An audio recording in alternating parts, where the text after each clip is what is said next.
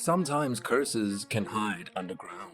See, rivalry among football clubs in the 1950s and 60s was very intense. Football fans were very fanatical in how they supported their favorite teams and would go to any length to ensure that their team triumphed over other teams at all times. While it wouldn't even cross your mind as a football fan today to cast a spell over rival clubs, this was a rather common occurrence back in the day. And this was exactly what happened in the Argentinian top flight in 1967, when fans of a rival team, Independiente, broke into its stadium and buried 7 dead black cats. This is probably the spookiest thing you've heard for a while. But what happened next is even more spookier.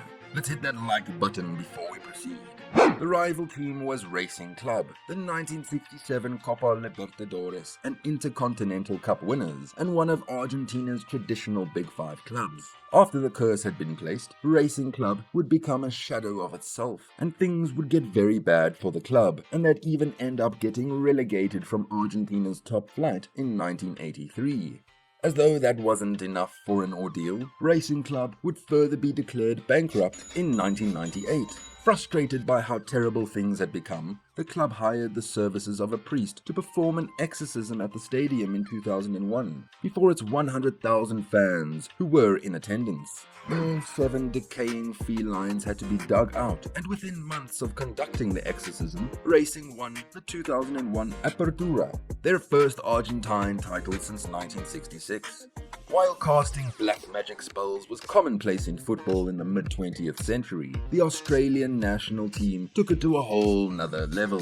See, to keep their hopes of qualifying for the 1970 World Cup alive, Australia needed to beat Rhodesia, present-day Zimbabwe, in a crucial tie. To ensure that the success was theirs at all costs, Australian players decided to consult a witch doctor before the game. The witch doctor was contracted to place a curse on the Rhodesian team, and did so by burying bones near the goalposts. The spell worked, and Australia won the game by 3-1 to progress. Unfortunately for these players and the Australian team, they couldn't come up with the money to pay for the witch doctor's services.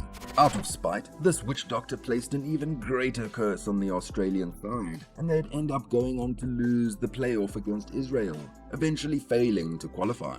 Miraculously, they'd managed to qualify for the 1974 World Cup, but it'd be their worst outing ever, as they failed to score a goal in any of their matches. This would also be their last outing on the big stage for a while, and their next appearance at the World Cup would come over 3 decades later. But this was not until after an Australian media personality, John Safran, travelled down to Mozambique in 2004 to the exact place where the original curse was laid. With the help of a new witch doctor, he'd succeeded in successfully lifting the curse, and as a testament, Australia would qualify for the very next World Cup finals, hosted by Germany in 2006. They'd even go on to reach the second round of the competition and have made it to every final ever since. While some teams have to travel miles to break free of their curse, others don't have to search that far, as the magicians are right within their teams. Benfica learned the hard way, and without a doubt, the team now understands the importance of appreciating the effort of every person who contributed to their greatness.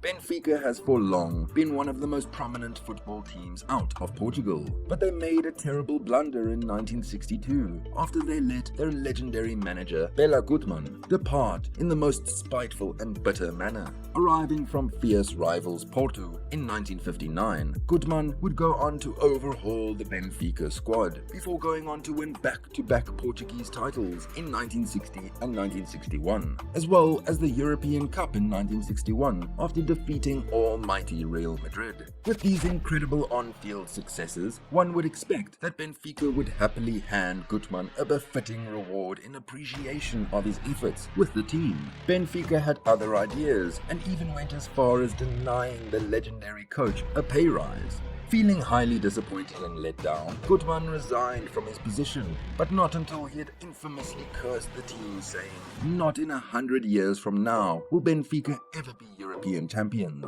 It's been over 60 years, and Benfica is yet to win another European trophy, having lost out in a total of 8 European finals so far.